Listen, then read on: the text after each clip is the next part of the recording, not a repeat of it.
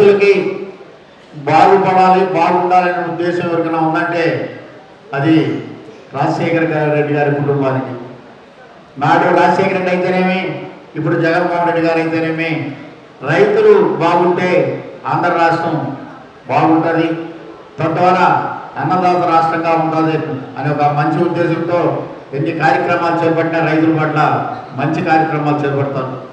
చంద్రబాబు నాయుడు ఏ రోజు కూడా రైతు వ్యతిరేకి, రైతు బాగుండాలని ఏ రోజు కూడా అనుకోడు.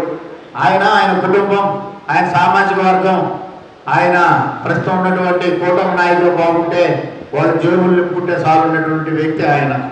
కాకపోతే 17 కాలేజీల్లో మరి 90% పూర్తి చేస్తే అవి వద్దన్నాడు. ఈరోజు లిఫ్ట్ ఇరిగేషన్ పరిస్థితి చూస్తే మరి రాయలసీమతో కూడా నెల్లూరు, ప్రకాశం జిల్లాకు కావాల్సినటువంటి సాగు, తాగునీటి వసతులు కల్పించినట్టుంటే దాన్ని వద్దని చెప్పి క్లోజ్ డోర్ మీటింగ్, అంటే తలుపులు వేసుకొని రహస్యంగా నేను ఒప్పించుకున్నాను చంద్రబాబు నాయుడు చేత అని చెప్పేసి రేవంత్ రెడ్డి గారు అసెంబ్లీలో చెప్పినారు. దాని గురించి ఈ 6 జిల్లాల్లో ఉన్నటువంటి ఏ నాయకుడు కూడా మరి కూటమి నాయకులు ఎవరు కూడా ప్రతివిప్పడంలే, వాస్తవాలు మాట్లాడరు. అబద్ధాలకైతే అయ్యో రంగులేసుకుంటా పరిగిస్తూ ఉంటారు ఈ నాయకులు. మరి ఆ రోజు వాస్తవం జరిగింది. ఇన్ని సమావేశాలు ఏర్పాటు చేస్తూ ఉన్నారు వైఎస్ఆర్ కాంగ్రెస్ పార్టీ తరఫున. ఈ 6 జిల్లాల్లో ఉన్నటువంటి మరి నాయకులు ఎక్కడ పోయినా అర్థం కావడంలే. కాబట్టి పెద్దలు చెప్పినట్టు క్షేత్రస్థాయిలో, గ్రామ స్థాయిలో చర్చ జరగాలి. రేపు ఎవరైనా సరే కూటమి నాయకులు వచ్చినప్పుడు చొక్కా పట్టుకొని నిలదీసి మరి ఎందుకు ఆపారా బాబు, ఇది మీకేమి ఇబ్బంది వస్తే ఆపాల్సి వచ్చింది, మరి రాయలసీమ ఎత్తుకోగల బతుకుంటారా, ఈ యొక్క 6 జిల్లాలో జరుగుతున్నటువంటి మంచిని ఎందుకు మీరు ఆపినారని చెప్పేసి చొక్కాలు పట్టుకొని నిలదీసే కనుక వాళ్ళకి బుద్ధిరాజులు మనం చేస్తా ఉన్నా. తద్వారా అధినాయకుడు చెప్తా ఉన్నాడు, ఇక మరి రాయలసీమకి ద్రోహిగా మిగిలిపోయినాడు చంద్రబాబు నాయుడు. ఇటీవల ఆయన తమిళనాడు ఎలక్షన్ పోయినాడు. ఆయన చెప్తున్నాడు, గోదావరి కృష్ణా జలాలని నేను తీసుకొచ్చేసి కావేరిలో కలుపుతా అంటున్నాడు. ఈయనకి అమ్మకి ఏమైనా అన్నం పెట్టిన వ్యక్తి చిన్నమ్మ గారికి తీసుకెళ్లి నేను బంగారంగా గురిస్తా అని చెప్పేసినాడు. నాశనం అయిపోయింది ఆ పార్టీ. అక్కడ పోయినాడు, అయ్యగా పాపం పెట్టాడు.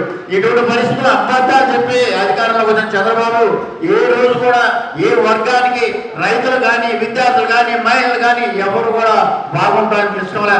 ఆయన అమరావతి అడ్డుగా పెట్టుకున్నాడు, ఏటీఎంగా పెట్టుకున్నాడు.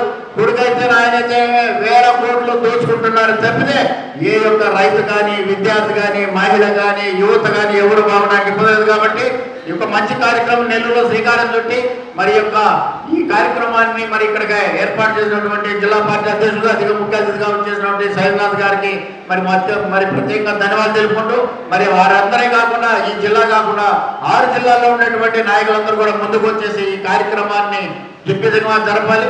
ఎట్టి పరిస్థితుల్లో లిఫ్ట్ ఇరిగేషన్ కూడా కొనసాగే విధంగా కూడా మనం ఈ యొక్క ఏదైతే ప్రభుత్వం మెడలు వచ్చి ఈ కార్యక్రమాన్ని శ్రీకారం చుట్టే విధంగా మనందరం కూడా చర్యలు తీసుకోవాలని ఈ కార్యక్రమంలో పాల్గొని మాట్లాడే అవకాశం కల్పించిన పెద్దలందరికీ ధన్యవాదాలు తెలుపుకుంటూ సెలవు తీసుకుంటా ఉన్నా. జై హింద్, జై జగన్.